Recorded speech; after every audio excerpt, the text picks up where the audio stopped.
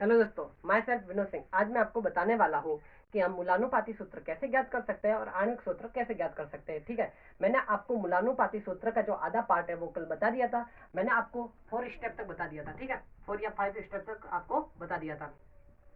4 step आपको बता दिया था जिसमें मैंने आपको मूलानुपाती सूत्र ज्ञात करके बता दिया था। ठीक है, मूलानुपाती सूत्र मैंने आपको ज्ञात करके बता दिया था। मूलानुपाती सूत्र जो हमारा है, ठीक है, वो क्या आया था। ठीक है, मूलानुपाती सूत्र हमारा क्या आया था वो हम देखते हैं। CH2Cl आया था। क्या आया था? CH2Cl। ये हमारा कल मूलानुपाती सूत्र आया था। ठीक है, अब हम इसी मूलानुपाती सूत्र से हम आणविक सूत्र ज्ञात करेंगे। क्या करेंगे? आणविक सूत्र हम कैसे ज्ञात कर सकते हैं देखते हैं। 5वें स्टेप में आपको क्या करना है? 5वें स्टेप में आपको आणविक सूत्र ज्ञात करना है। क्या? आणविक सूत्र। ठीक है, आणविक सूत्र हम कैसे ज्ञात कर सकते हैं? देखो, आणविक सूत्र अगर ज्ञात आपको करना है, कभी भी आपको आणविक सूत्र ज्ञात करना है तो आपको मूलानुपाती सूत्र, ठीक है, इंपेरिकल फॉर्मूला आपको आना चाहिए, तभी आप आणविक सूत्र ज्ञात कर सकते हैं। सबसे पहले आपको क्या ज्ञात करना है? Total molar mass. आणविक सूत्र अगर आपको ज्ञात करना है तो आपको क्या करना है? टोटल मोलर मास आपको ज्ञात करना पड़ेगा।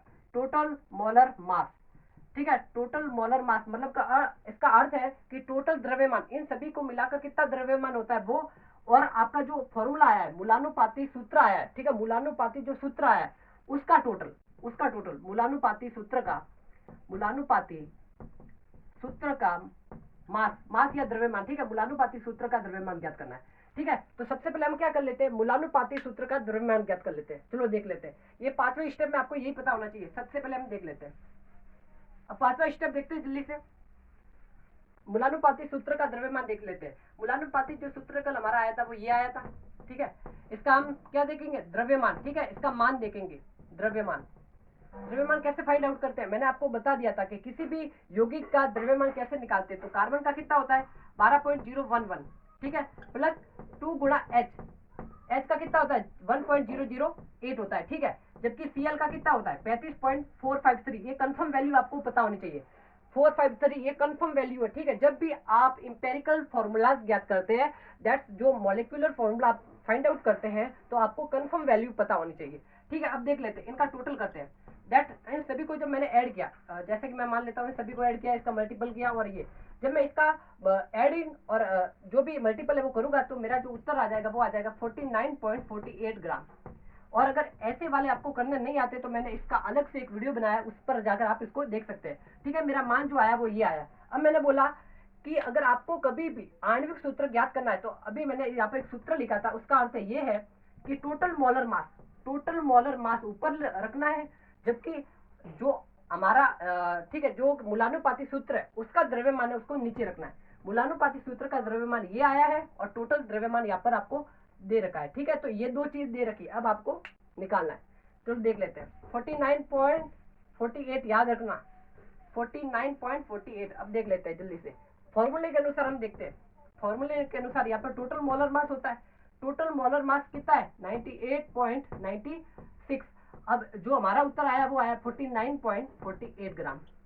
ये भी ग्राम है, ये भी ग्राम है। जब इसका डिवाइड मैं इसके साथ करूंगा तो मेरा जो उत्तर आएगा 2।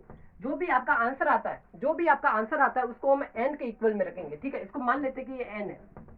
ठीक है, एन जो हमारा ये एन आया, अब इससे हम फाइंड आउट करेंगे मॉलिक्यूलर फॉर्मूला। दैट अब देखते हैं। अब सेकंड स्टेप में मॉलिक्यूलर फॉर्मूला कैसे फाइंड आउट करेंगे? मॉलिक्यूलर फॉर्मूला, आणविक सूत्र कैसे ज्ञात करेंगे देखते हैं।